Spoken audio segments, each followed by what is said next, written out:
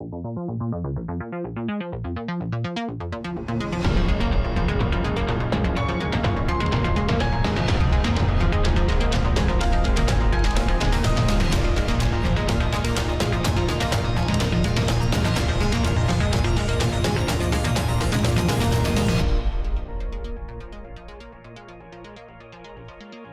à tous et bienvenue dans ce nouvel immédiat. Bonjour Jean-Yves. Bonjour Nicolas. Au sommaire, l'image de la semaine, lors du dernier Grand Prix de Formule 1, plusieurs pilotes ont refusé de mettre un genou à terre malgré les pressions des antiracistes. Crime anti-blanc, le silence des médias. Philippe, Mélanie, Thomas, ils sont tous les trois européens et ont été tous les trois violemment agressés ou tués cette semaine par des racailles extra-européennes. Les médias, entre lâcheté et manipulation, ont caché l'identité de leurs meurtriers. Une tribune très remarquée contre la censure de l'extrême gauche, les étudiants de l'ICES accusés d'homophobie innocentée. Nous reviendrons comme d'habitude sur l'actualité médiatique de la semaine. Remaniement des ministres très médiatiques. Le gouvernement Castex comporte deux personnalités très médiatiques, Éric Dupond-Moretti et Roselyne Bachelot. Nous reviendrons sur ces nominations étonnantes. Immédiat numéro 306, c'est parti.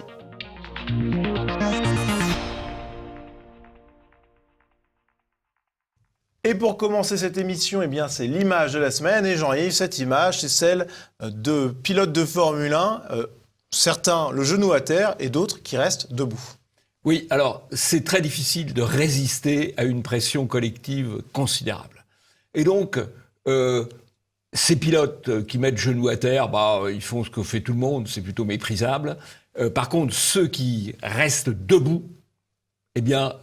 ça c'est fort, c'est un bel exemple. Bon, il faut dire que les pilotes de course automobile, c'est quand même pas des mauviettes normalement, donc ça, c'est normal qu'on trouve quand même quelques hommes courageux parmi eux. Mais là, c'est du courage moral, c'est du courage mental, c'est bien, faut saluer. Voilà, bravo. Alors à noter qu'en plus, l'un des pilotes qui avait été très critiqué pour le fait de ne pas mettre le genou à terre, Charles Leclerc, qui est monégasque, il a fini second de cette course en sachant que c'était une belle performance un peu inattendue, donc qui a été saluée comme telle. Donc comme quoi, finalement, ne pas mettre le genou à terre, ça paye. Hein. En tout cas, c'est à recommander. Oui, sachant que Lewis Hamilton, qui était un peu la tête de liste, la tête de pont un peu de cette mouvance antiraciste dans la Formule 1, a fait une très mauvaise course, lui. Donc, tout va bien, alors voilà. Ce qu'il faut savoir, c'est que face à la propagande, face à la diabolisation, il ne faut pas mettre le genou en terre, il faut relever la tête. Passons au premier sujet, crime anti-blanc, le silence des médias.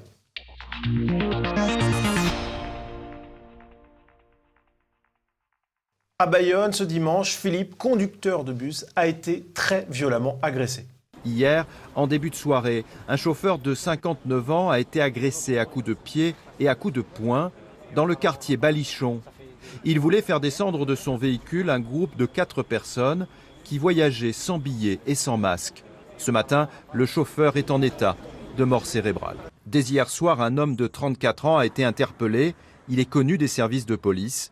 Ce matin, 3 autres personnes ont été placées en garde à vue. Le crime est évidemment abominable. Philippe est encore aujourd'hui en état de mort cérébrale. Il n'est pas encore décédé officiellement à l'heure où on enregistre cette émission. Les conséquences sont évidemment dramatiques pour sa famille, etc.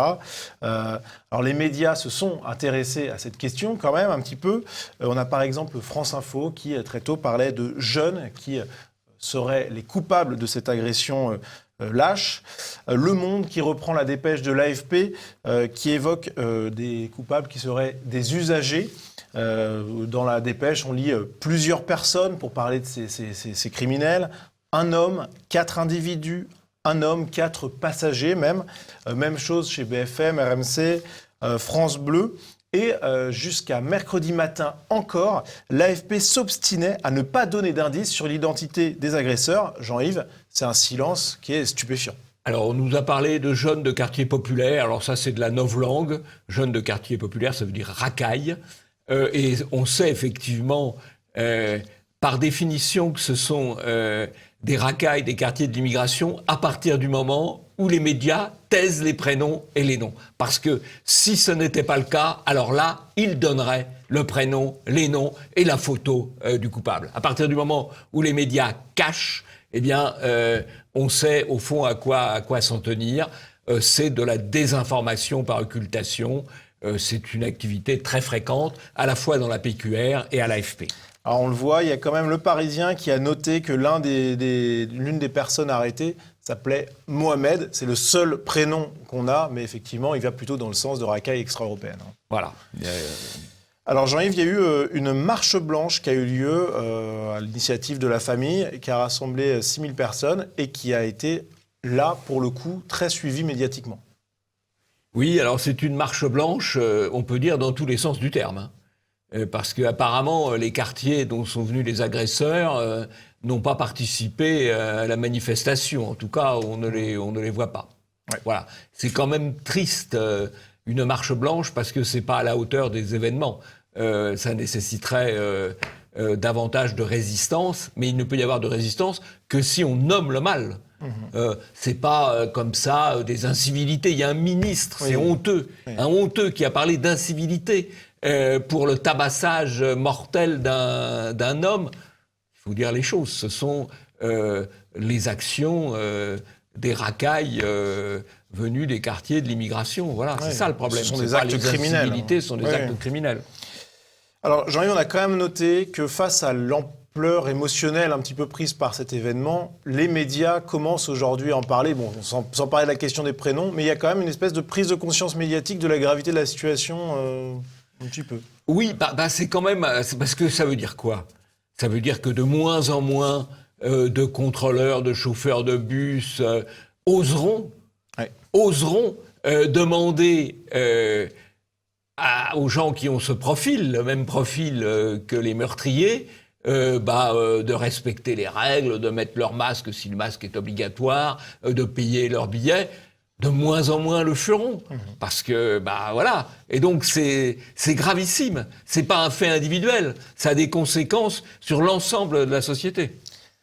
Alors, autre affaire dramatique qui a marqué ces derniers jours, c'est la mort de Mélanie Lemay, gendarme, qui a été fauchée par un délinquant. On regarde la vidéo tout de suite de France 3. Hier soir, un véhicule qui circulait sur la D813 venait d'échapper à un barrage de contrôle avant de faucher violemment la jeune femme. Victime d'un arrêt cardiovasculaire, les premiers secours n'ont pas permis de la sauver. Le chauffard est actuellement en garde à vue à Agen, à la caserne Valence. Il était déjà connu des services de police et de gendarmerie pour des délits de stupéfiants. Et on va s'intéresser au traitement de ce drame dans le journal télévisé du 20h de TF1. Dans le Lot-et-Garonne, une jeune gendarme de 25 ans a été tuée hier soir à Port-Sainte-Marie. Elle a été percutée par une voiture. Le conducteur a cherché à se soustraire à un contrôle. Il est connu des services de police pour des délits liés à la consommation de stupéfiants. L'homme a depuis été interpellé. Cette séquence est intéressante par sa durée, plus exactement par sa brièveté. Anne-Claire Coudray, la présentatrice, c'est madame 18 secondes. 18 secondes pour annoncer l'événement sans la photo de la victime, sans ce qu'on peut dire autour de la victime, qui était une judoka, une jeune gendarme judoka, etc. Et sans rien sur l'agresseur non plus. Et sans rien non plus sur l'agresseur, pourtant, dont on sait très rapidement qu'il est connu des services de police. Bon. Voilà. Mais ça, c'est la désinformation par le temps. C'est-à-dire que ce qui dessert le politiquement correct est passé très, très rapidement. On a eu l'expérience, il y a un mois à peu près, où dans le même JT, il y avait eu plus de 2 minutes consacrées à une blague soi-disant raciste commise par des policiers qui avaient d'ailleurs sauvé la victime, sauvé de la noyade, la soi-disant victime des blagues racistes. 2 minutes pour 2 mots. Et le même jour, il y avait eu 1 minute pour l'attentat terroriste qui avait aussi frappé des policiers à Colombes. Voilà. Et c'est ça la grande désinformation. Soit on occulte, soit on déséquilibre. Et sur le silence des médias quant au profil du criminel qui a renversé Mélanie Lemay, on a quelque chose d'assez intéressant, Jean-Yves, puisque l'identité nous est révélée par un biais un petit peu étonnant. Oui, alors on l'apprend par la Voix du gendarme, qui est un journal qui vise la clientèle des gendarmes, ce qui est bien naturel, et qui a aussi un site internet, et donc qui donne l'identité du criminel, en tout cas le prénom, Yacine, curieusement, donc c'est public, mais curieusement, ça n'intéresse pas les médias en dehors de cet organe tout à fait spécialisé. Là aussi, on est dans l'occultation. Et ce qui est marrant, c'est que finalement, les gendarmes, face au silence des médias, ils ont quasiment décidé de faire leur boulot à leur place, en fait. Enfin, c'est la périphérie de la gendarmerie, on va dire. Ouais, voilà. mais c'est amusant de voir que les médias ne font pas le boulot, donc du coup, on est obligé de le faire autrement. Alors, autre drame qui a eu lieu cette semaine, qui avait eu lieu il y a un mois, mais dont le dénouement tragique s'est produit cette semaine, eh bien, c'est la mort de Thomas, un mois après avoir été poignardé à plusieurs reprises par un délinquant, un criminel pour le coup. Cette affaire a d'abord été tue par les médias. Et c'est la mobilisation des réseaux sociaux, et notamment des patriotes et des identitaires, qui a créé l'émoi, avec notamment la mise en place d'un hashtag sur Twitter, le hashtag Justice pour Thomas, qui s'est propulsé en tête des tendances, ce qui est un bel exploit. Et on le voit, valeur qu'il note, l'affaire d'un jeune poignardé à Sarcelles en boucle sur les réseaux. Et la presse a alors été obligée d'en parler, avec par exemple BFM, la détresse des parents de Thomas, poignardés à mort à Sarcelles en mai dernier. Le Parisien a évoqué l'affaire, sans jamais évoquer le prénom de l'agresseur, là encore, tout comme CNews. Thomas se rend chez une connaissance où il rencontre son futur agresseur. Une altercation éclate. Le quadragénaire, connu des services de police pour des faits de violence aggravés, sortait de prison. Même punition, même motif, si je puis dire.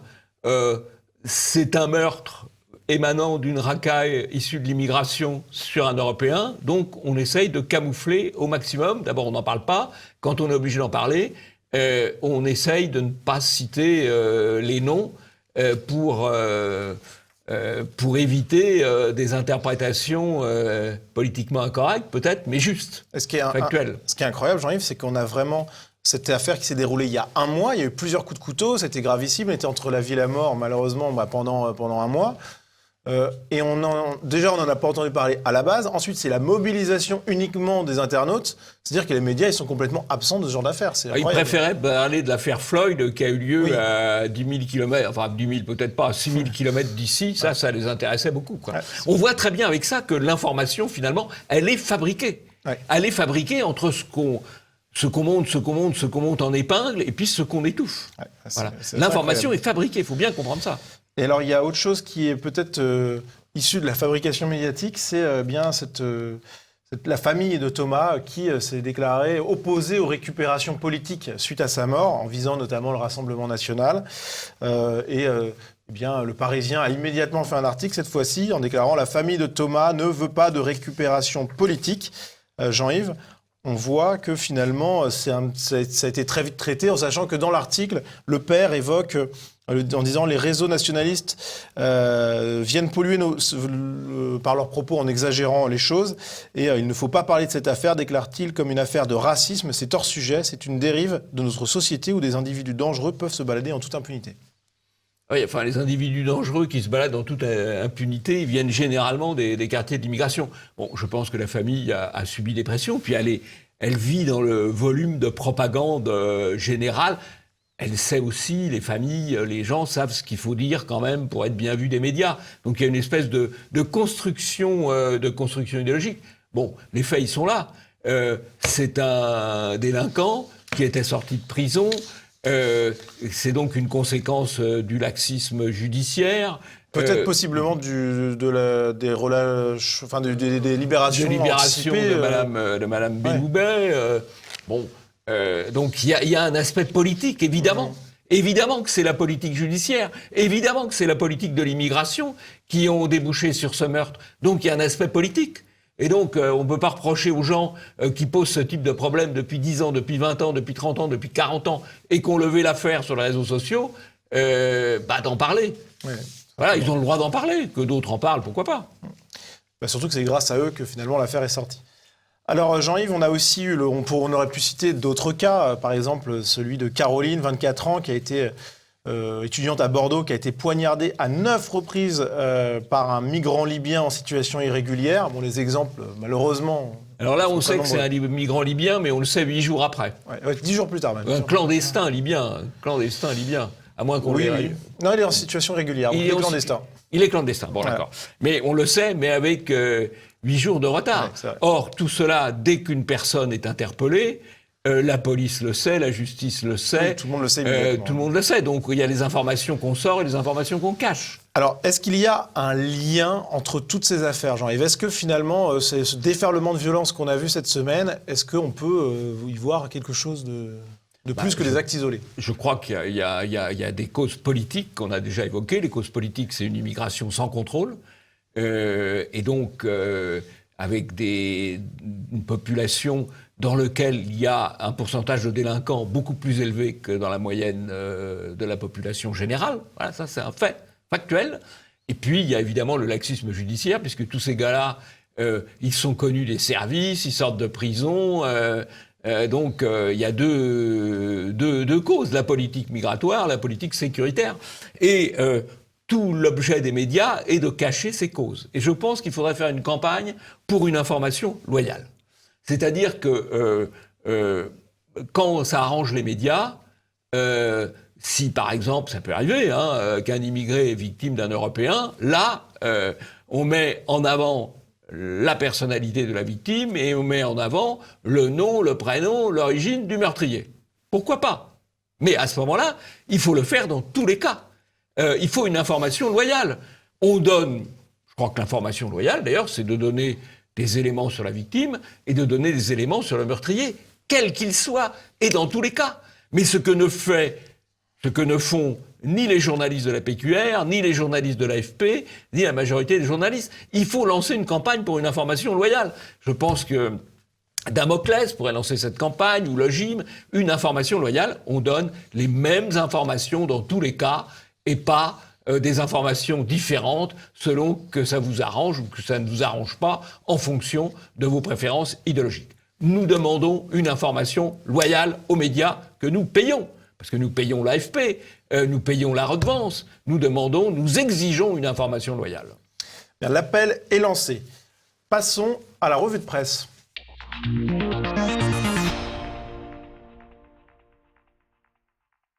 Et on commence cette revue de presse avec une journaliste, Jean-Yves, Léa Fournier, journaliste qui était présente à la Gay Pride parisienne ce week-end, et qui déclare « Des jeunes, de belles pancartes, des revendications politiques, mon reportage et mes photos de la Pride pour têtu ». Et ce qui est intéressant, Jean-Yves, c'est que cette journaliste, elle est également journaliste au Figaro. Au Figaro, voilà, bah oui, mais c'est le Figaro, hein. Voilà. Donc il y a des gens qui croient que c'est un journal conservateur. Oh, il y a des pages conservatrices, c'est vrai. Mais oui, il y a du bon quand même. Il y a du page conservatrice, il y a le Figaro Vox, il y a le Figaro Opinion. C'est plutôt à la marge d'ailleurs, à la périphérie. Mais tout le Figaro en ligne et une partie du Figaro écrit, c'est finalement progressiste au sens idéologique du terme. Comme le montre parfaitement cette jeune journaliste qui a été recrutée il y a peu de temps d'ailleurs. Alors, un journaliste qui, lui, est un peu plus ancien et un peu plus en place, enfin, c'est même pas un journaliste, c'est un chroniqueur, Karim Zeribi, qui officie notamment chez Laurence Ferrari sur CNews dans Punchline, eh bien, on apprend qu'il a été jugé et que le procureur a requis 2 ans avec sursis pour abus de biens sociaux. Il aurait détourné 300 000 € de subventions. Oui, alors c'est un peu différent de l'abus de biens social, parce que l'abus de biens social, c'est un délit un peu fourre-tout, vous avez mal imputé une dépense, ça peut être un abus de bien social. Là, c'est pas ça. On fait subventionner une association et on vit avec l'argent de l'association. C'est quand même tout à fait autre chose, quoi. Il a vécu au crochet du contribuable, c'est ça que ça veut dire. Pour un donneur de leçons professionnelles sur Punchline, c'est assez amusant, faut l'avouer. Alors Jean-Yves, autre actualité médiatique, vous savez, on va reparler du remaniement dans quelques instants, mais ce qui est intéressant, c'est que avant d'être remplacé par Roselyne Bachelot, eh bien, Franck Riester, encore ministre de la Culture, a procédé à des nominations de dernière minute à l'ordre des arts et des lettres, et on voit que plusieurs journalistes ont été récompensés, Anne-Sophie Lapix et Anne-Claire Coudray. Voilà, Anne-Claire Coudray, Madame 18 secondes. Madame 18 secondes, on a aussi... Voilà. Alors ça, c'est intéressant parce qu'on récompense, le pouvoir récompense, décore, remet des colifichets aux journalistes qui présentent l'information dans les journaux télévisés, donc qui ont le plus d'influence sur l'opinion publique. Bon, bah au fond, à l'époque de l'Union soviétique, on leur remettait l'ordre de Lénine. Bon, là, c'est un peu moins bien. Ils ont juste les arts et lettres, voilà. Mais enfin, on voit bien la connivence entre les médias et le pouvoir. Effectivement, parce qu'on parle d'Anne-Claire Coudray dans le sujet d'avant, on la retrouve ici, et c'est assez logique. Alors, ça prendra plus de 18 secondes pour lui accrocher la breloque. Ah oui, le discours de félicitations sera plus long, ça c'est clair. Alors, autre événement médiatique de cette semaine, eh bien, c'est cette saillie, cette sortie véhémente de Brigitte Bardot chez Sud Radio, au micro d'André Berkoff. Je suis écœuré et je trouve qu'on est gouverné par des lâches, vraiment soumis à une partie de la France qui maintenant n'appartient plus à la France. Il y a des moments où j'ai envie de quitter la France tellement c'est devenu dégueulasse. On se laisse envahir par des populations qui n'ont rien à voir avec nous et qui sont d'une extrême violence, d'une extrême cruauté et très dangereux. Brigitte Bardot souligne le fait essentiel, c'est-à-dire le manque de courage. Le manque de courage des hommes politiques, des hommes de médias qui n'osent pas dire, qui n'osent pas voir ce qu'ils voient. C'est le manque de courage. C'est le problème central de la société actuelle. Ça a été pointé par Bousquet dans un livre, François Bousquet dans un livre remarquable, Courage. Et là, on a quand même une icône française qui le dit avec beaucoup de force. Avec beaucoup de force. Et sans langue de bois. Sans langue de bois, avec même peut-être beaucoup trop de force aux yeux de certains observateurs. On a par exemple sur CNews le chroniqueur Olivier d'Artigol qui s'en est ému. Il y a aujourd'hui dans ces populations beaucoup de personnes qui vivent en harmonie avec les valeurs républicaines. Nous ne vivons pas une invasion. Et ce qui me choque dans cette parole, c'est, j'ai envie de dire, le fait qu'elle nourrit un sentiment de haine. Autre réaction toujours sur le plateau de CNews, celle de Gérard Carrérou. Malheureusement, je crains que les paroles qu'elle a prononcées, avec toute l'exagération de ces paroles, rencontreraient, si on sondait la population, une large adhésion dans notre population. Pourquoi ? Parce qu'il y a eu, notamment ces derniers jours, une succession de violences extraordinaires. Et effectivement, comme elle se concentre souvent, je n'ai pas encore les détails sur les divers faits divers, mais peut-être quand on les aura, elle se concentre souvent... Le chauffard, à première vue, qui a... Non, mais je ne sais pas. Qui a tué, c'est pas... Non, je ne sais pas pour l'instant, mais on verra. Mais ce que je veux dire, c'est qu'on a vu beaucoup de faits divers où, effectivement, il y a une concentration sur un certain nombre de populations. Et je ne dis pas, bien sûr, que ces populations sont à prendre comme un bloc global. On voit comme ils sont mal à l'aise. Carrérou reconnaît un peu la réalité, mais n'ose pas la nommer. Non, il n'ose pas, c'est incroyable. Il n'ose pas la nommer. On voit la censure derrière. Ouais. La censure, il a la censure dans sa tête, l'autocensure. Alors on suggère, on laisse entendre. Gérard Leclerc n'ose pas non plus. Gérard Leclerc, lui, il prétend qu'on ne connaît pas, alors qu'on connaît déjà le meurtrier, le chauffeur meurtrier, mais lui, il ne sait jamais, Gérard Leclerc. Il est prudent, voilà. Donc il y a une très belle illustration de ce qu'a dit Brigitte Bardot, avec du déni complet de la part de d'Artigol, du déni de la part de Leclerc, et une information prudente de Carrérou. Voilà. C'est le moins qu'on puisse dire. Très prudent. C'est assez il a fait une grande carrière, il a fait une longue carrière, c'est pas pour rien. Ouais, là, il a du mal à se lâcher. Pourtant, on sent qu'en fait, il a compris, qu'il est d'accord, en fait. Mais bon, il a compris depuis longtemps. Ouais. Il a compris depuis longtemps. Il a compris depuis longtemps, puisque lors de manifestations en 1990, à l'époque où c'était une gloire médiatique, il avait été coursé par des jeunes, donc ça lui avait laissé une expérience. À l'époque, il pouvait encore courir, maintenant c'est peut-être un peu plus difficile. Ça, c'est clair. Alors, autre actualité médiatique de la semaine, c'est une tribune qui est parue dans Le Monde, mais aussi dans d'autres médias internationaux. Une tribune qui souhaite lutter contre la censure d'extrême gauche, qui touche même les gens de la gauche progressiste, notamment aux États-Unis. Alors, cette tribune, elle parle d'abord de l'affaire George Floyd et de la lutte contre le racisme qui est sanctifiée. Les auteurs de cette tribune déclare que c'est une nécessaire prise en compte du racisme, qui a renforcé tout un ensemble de postures morales et d'engagements politiques qui risquent d'affaiblir les règles du débat public et l'acceptation des différences au profit d'un conformisme idéologique. Et les auteurs enchaînent, en montrant là encore patte blanche. Les forces illibérales gagnent du terrain partout dans le monde et Donald Trump représente une réelle menace contre la démocratie. Mais notre résistance ne devrait pas conduire au dogmatisme ou à la coercition.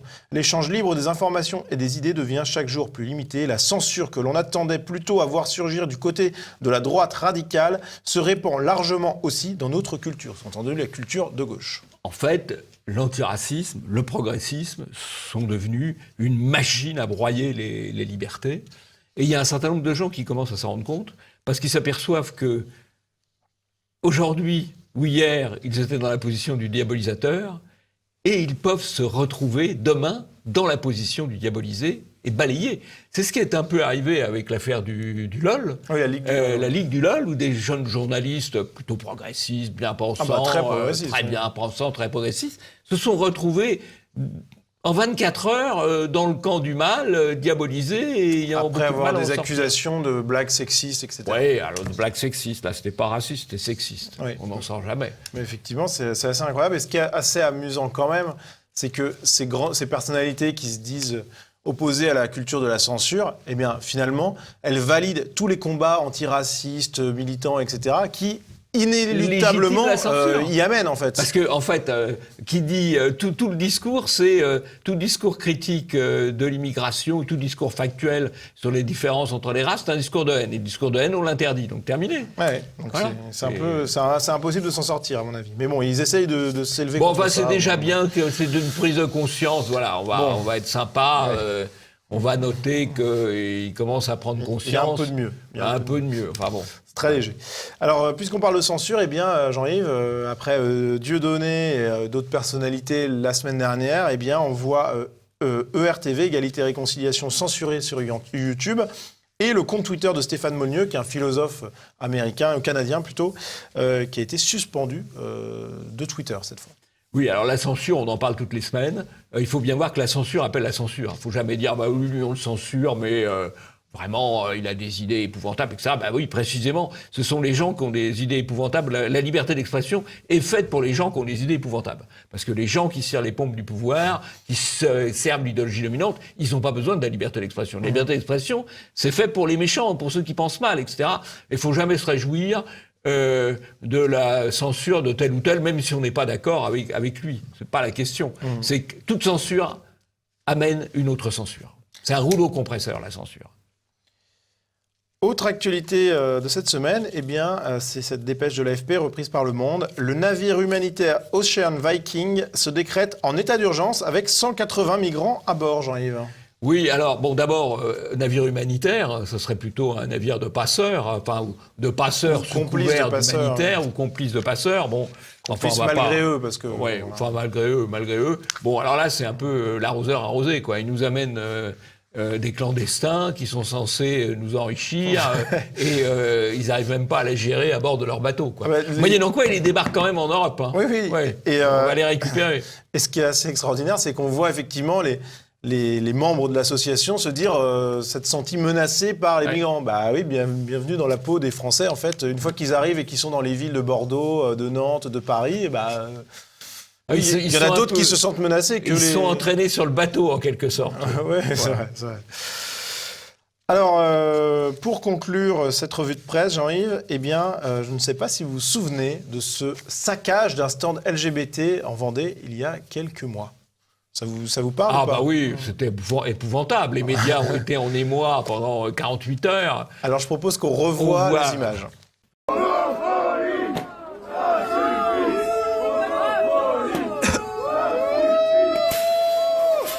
Ce sont des images terrifiantes. Hein. Ah bah là, c'est terrifiant. Un saccage. Hein, une dizaine de jeunes qui traversent une manifestation, une palissade qui tombe. C'est absolument terrifiant. Alors vous vous souvenez évidemment de l'émoi médiatique qui avait été énorme à propos de cette affaire. Eh bien, finalement, les étudiants ont été relaxés en appel. Alors ça, c'est aussi une configuration très classique. Hein. L'indice de bruit médiatique des poursuites a été considérable. L'indice de bruit médiatique des condamnations en première instance a été très important. Et l'indice de bruit médiatique de la relaxe en appel est quasiment inexistant. C'est un grand classique. Hein. Grand classique de base. Alors, ça c'est la première observation. La deuxième observation, c'est que ces jeunes avaient, pour cette affaire quand même, ce modeste chahut, on va dire, bon, voilà, cette modeste protestation, ont été lâchés, poursuivis, livrés au bras séculier de la justice, pour certains d'entre eux virés de leur école, par le directeur de l'établissement, M. Éric Delabarre. Éric Delabarre, c'est synonyme de lâche, en fait, hein, aujourd'hui, et par l'évêque de Luçon. Bon.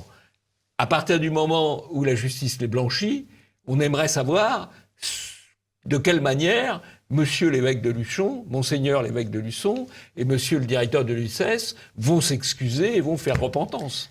Ça serait bien qu'ils plient un genou à terre, là. Alors, ce qui est amusant en plus dans cette histoire, c'est que effectivement, l'ICES, le directeur de l'ICES était quand même couché, mais ça n'a pas empêché les tags LGBT d'apparaître sur les murs de l'ICES après justement ce verdict, comme quoi finalement ils étaient coupables que les étudiants. Ce jugement. Le verdict, c'est aux assises. Ok, autant pour moi. Mais en tout cas, ce que je veux dire, c'est qu'il y a eu des tags, alors que pourtant le directeur de l'ICES avait montré patte blanche en disant c'est immonde homophobe. Patte arc-en-ciel plutôt. Oui, patte arc-en-ciel. Patte arc-en-ciel. Donc comme quoi, on n'est jamais gagnant en fait au jeu de plier le genou. Il a beaucoup perdu dans cette affaire. Mais bon, malheureusement, c'est assez fréquent. En tout cas, sur cette affaire, à noter le bon papier de Braise Info qui revient sur tout ce lynchage politique et médiatique, sur la chronologie de l'affaire qui est très bien faite. Ça renvoie aussi sur un autre sujet, à la phrase de Brigitte Bardot sur les gens sans courage et les sans couilles, parce que je crois qu'elle a aussi utilisé cette expression un peu plus virile, si j'ose dire. Que j'ai épargné aux téléspectateurs. Bon. Bah oui, mais il ne faut pas censurer Brigitte Bardot. Oh bon, là, on ne censure pas Nicolas, plus que ça quand même. Bon. Passons au deuxième sujet, remaniement des ministres très médiatiques.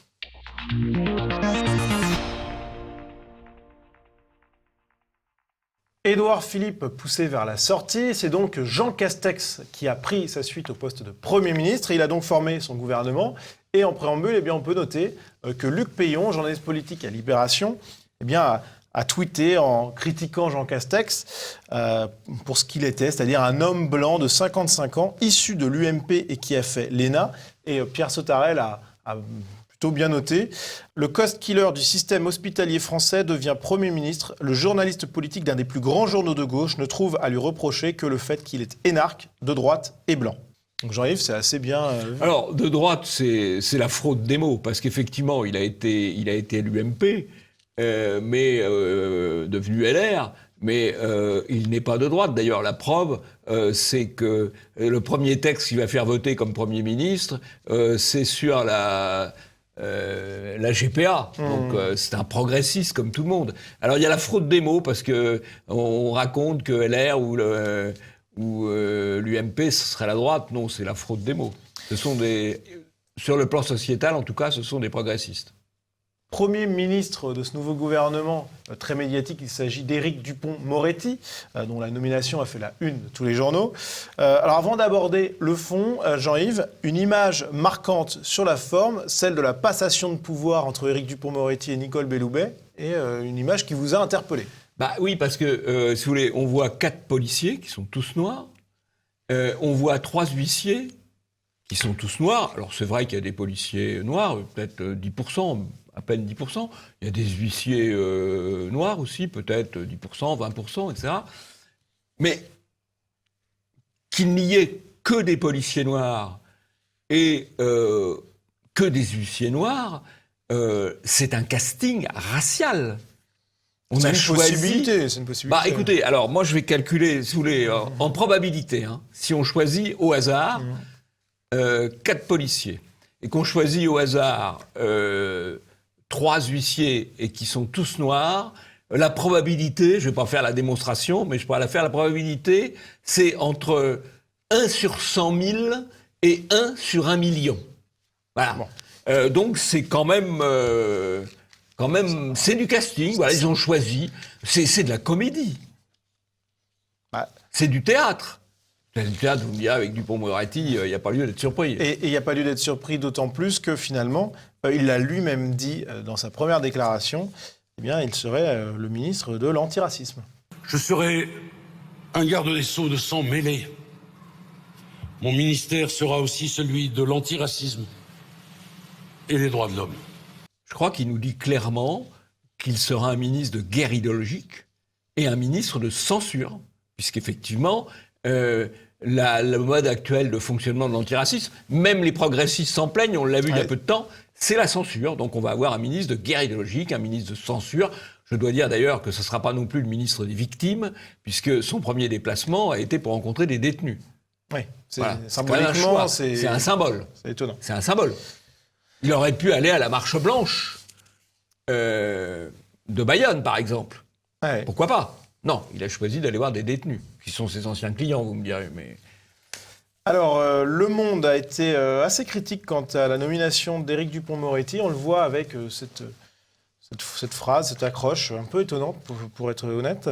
L'infectiologue Didier Raoult a été nommé ministre de la Santé.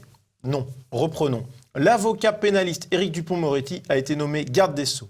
L'effet est le même, entre donc Raoult et Dupond-Moretti. Sidération, incrédulité, effet de blast garanti. Jean-Yves, c'est un peu étonnant, cette attaque. Alors c'est peut-être pour faire vendre leur article derrière, mais l'article qu'il y a derrière dans Le Monde sur Dupond-Moretti est quand même assez rude aussi.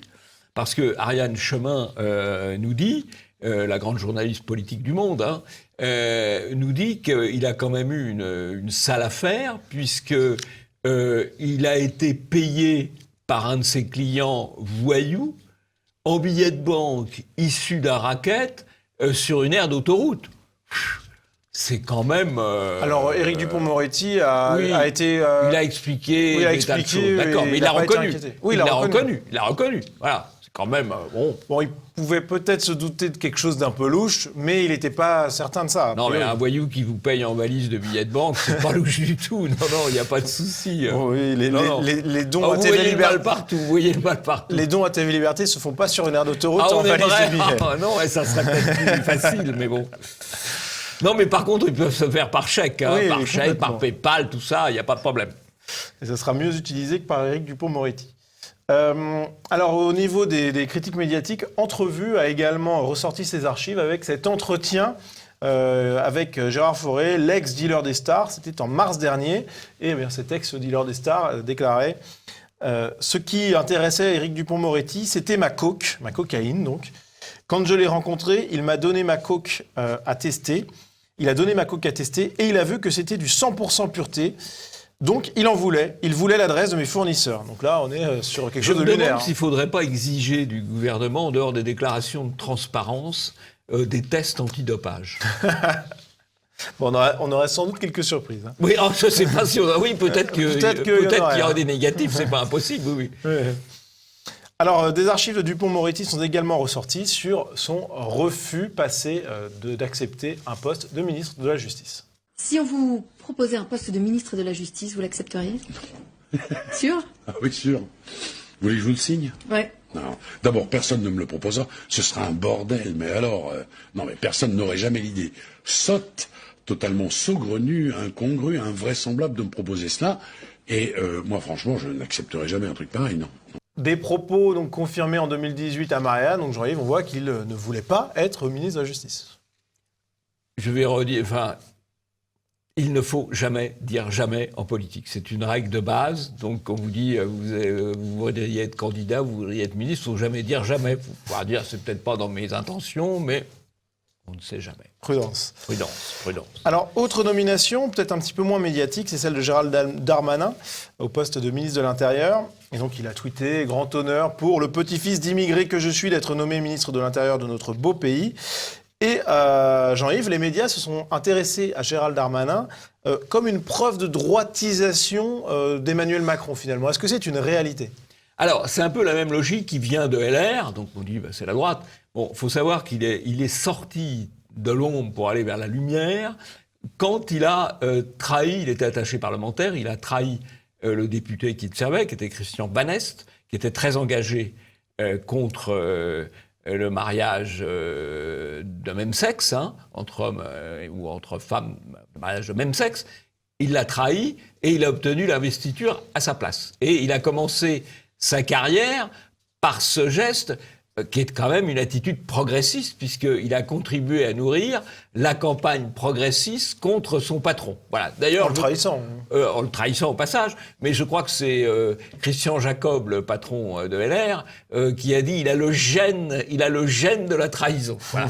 Donc dire que c'est un homme de droite, mais ça sert la stratégie de Macron de faire croire, effectivement, il veut continuer à sécher l'électorat bourgeois de Versailles ou d'ailleurs. Donc ça rentre dans sa stratégie. Et alors Jean-Yves, les médias ont également traité cette nomination de Gérald Darmanin avec un focus très appuyé sur des manifestations de féministes à l'encontre de Gérald Darmanin, qui est accusé de viol.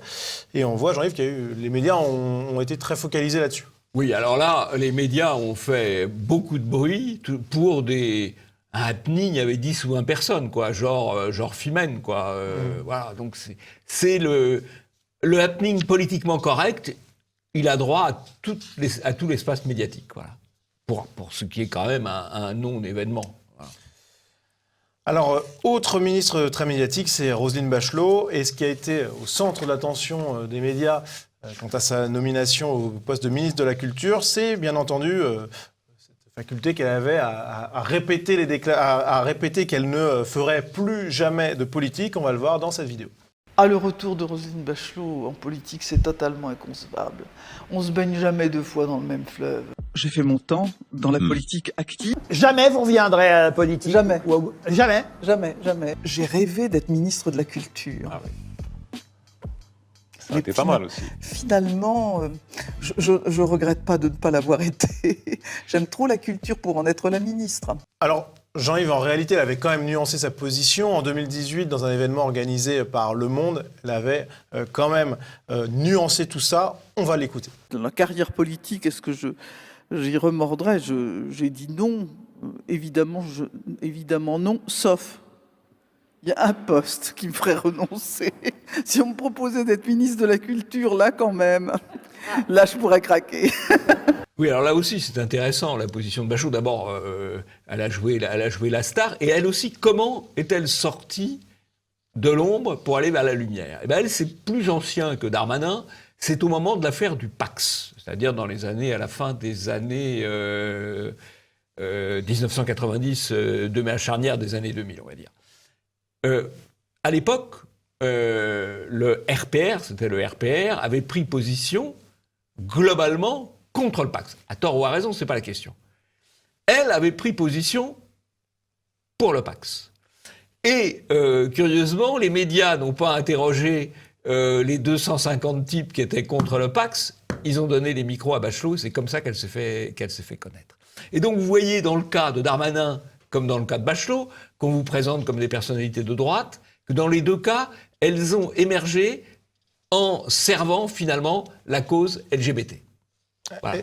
Et Roselyne Bachelot, qui a par la suite, après sa première retraite politique, est devenue une femme des médias. Oui, absolument. Enfin, une grande gueule, quoi. Oui, une chroniqueuse. Chroniqueuse. D'ailleurs, tous ces gens-là sont des grandes gueules. Pourquoi on en a parlé? Darmanin un peu moins que les autres, mais... aussi bien Dupond-Moretti que Bachelot, ce sont des grandes gueules, quoi. Voilà, c'est ceux-là dont on parle. Les autres, on ne sait même pas qu'ils existent, quoi. Alors, pour conclure, Jean-Yves, je vais vous montrer cette vidéo de Roselyne Bachelot qui parle justement du principe du remaniement. Le remaniement, c'est la dernière arme des gens qui voient le pouvoir leur échapper. Et le seul pouvoir qui leur reste, c'est le pouvoir de nomination. Ils empaillent leurs ministres sur les murs pour faire oublier leurs échecs. Là, il n'y a pas à commenter. Là, c'est limpide. Là, bravo. Là, on va être d'accord avec elle. Là, elle avait omis la possibilité qu'elle puisse un jour revenir en politique. C'est dommage. Elle en bénéficie pour le moment du remaniement, puisqu'elle arrive. Ouais. Alors, c'est la fin. Alors, oui, elle arrive d'ailleurs.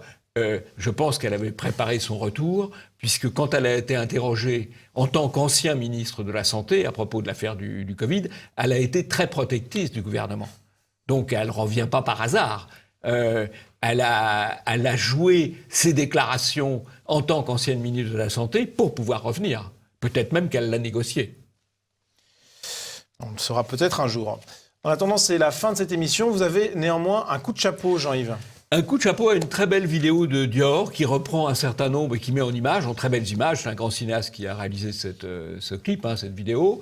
Très belles images qui reprend un certain nombre de mythes européens sur les nymphes, sur les sirènes. C'est très, très irénique, très beau, très esthétique. Bon, bah voilà, c'est bien. Très bien, eh bien c'est la fin de cette émission. Merci à vous de l'avoir suivi et Jean-Yves, on se dit à la semaine prochaine. À la semaine prochaine.